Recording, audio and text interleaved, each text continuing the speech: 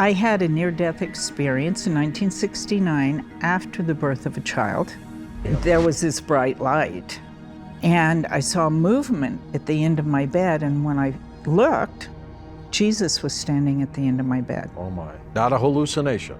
Do we all enter the fifth dimension at some time? We're all in it now. They identify as THEO, as a group, and their teachers and overseers. They will answer you directly. You can ask THEO the questions. Anything I want. Anything you want. It is the beginning, is it not?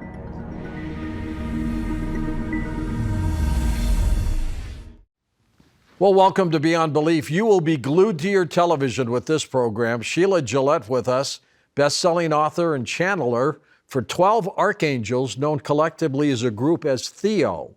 Her work has supported millions of people all around the world in their spiritual journeys. Sheila, welcome to the program. George, it's so nice to be here and be with you, to all your listeners and watchers. How old were you when you started the channeling of archangels? I was 24. What happened? What was the episode? I had a near-death experience in 1969 after the birth of a child, and I had pulmonary embolus. Oh my gosh! And both of my lungs were non-functional. On the birth table, this all happened? No, it happened after the birth. Oh my God! And so what pulmonary embolus is are blood clots that go into your lungs and break the blood vessels in your lungs. You can die from that. You die from that. So I felt both my lungs were full of fluid, and I felt as if I had an elephant sitting on my chest. I couldn't breathe. Oh. And my family was being prepared for my death in that day. And so I was in intensive care, and I had 2 little kids at home, and I had a brand new baby, and I said, hey, God, give me a job. I'll do anything. Please, God. Yes. Please. And I wanted to be on the planet for my children. And that was my mantra. And the nurses would come in and say, you have to go to sleep. But if I knew I would close my eyes, I would never open them again. Were you scared to go to sleep? I was fighting really hard to stay alive. I don't blame you. And so in a moment, the room, the little cubicle in intensive care became extremely bright, as if the sun had risen in the room itself. And I saw movement at the end of my bed, and when I looked, Jesus was standing at the end of my bed. Oh my, not a hallucination. No, it was, people call them apparitions. Sure.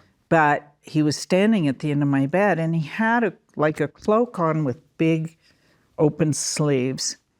But I was mesmerized by his eyes. He had the most beautiful hazel eyes. And I thought, a funny thought that I had was his hair was about this length. Yeah. And I thought all the pictures I had seen were blonde-eyed, or blue-eyed blonde Jesuses and church statues and things like that. Yeah. And then I would see the auburn hair ones as well, but his hair was auburn. Did he have a halo around it? No, but there was this bright light. Yeah. And which was bright enough. yeah, it was bright enough, but the presence. And his eyes were so kind. And then he took his arms and he went like this under the sleeves. And when he did that, I heard in my inner mind hearing, as we hear our own thoughts, not externally as you're hearing me. Right. I heard a male voice, distinct male voice say to me, remember, my child, you are loved. And at that point, I felt as if my crown had opened up, and I liken it to warm honey being poured in, because this warmth started seeping down inside my body. I could feel this enormous warmth. And as it went through the trunk of my body, I felt as if I could take a deep breath. And it could have happened in hours or moments. It's as fresh to me in my mind as when it happened. After this apparition occurred, when was the connection with the archangels? I was in the hospital then and started getting better. My doctors were amazed.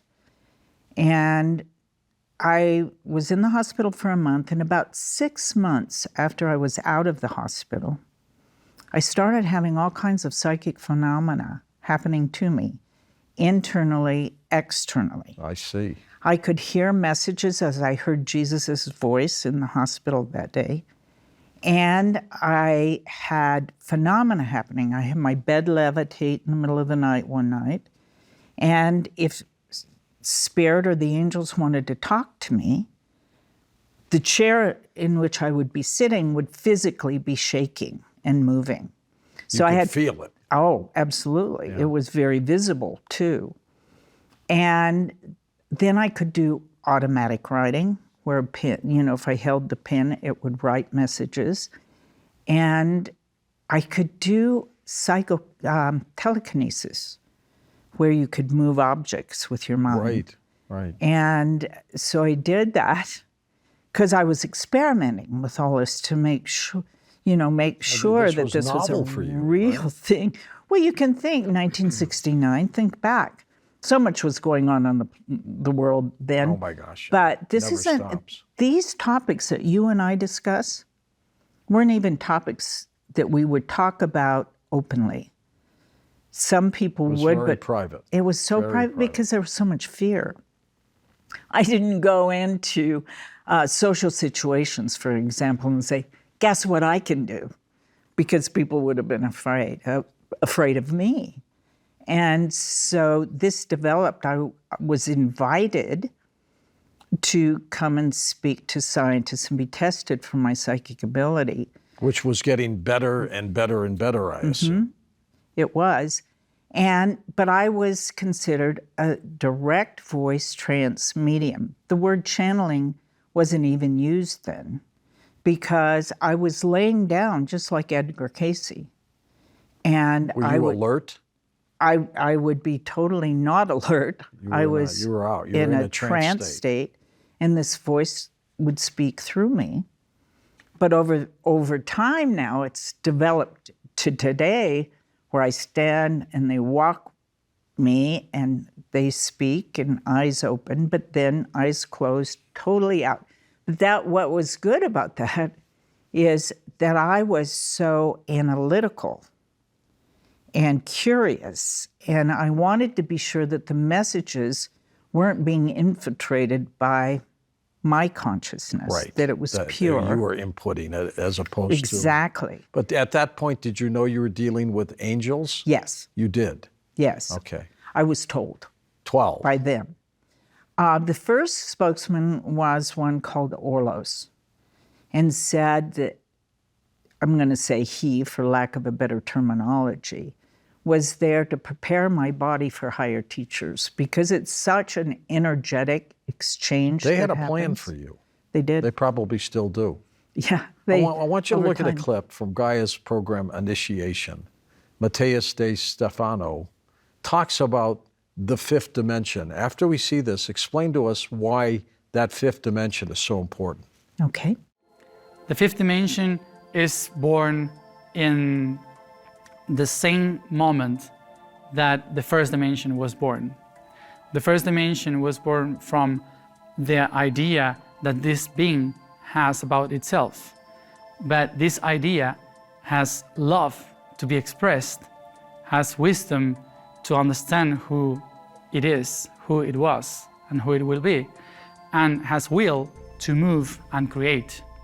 And also have this idea of living a process of 4 statements that we call in the whole role like evolution. And once you accomplish the evolution of every stages of the universe, you are a co-creator. You are able to become not only a creation, but also a creator itself.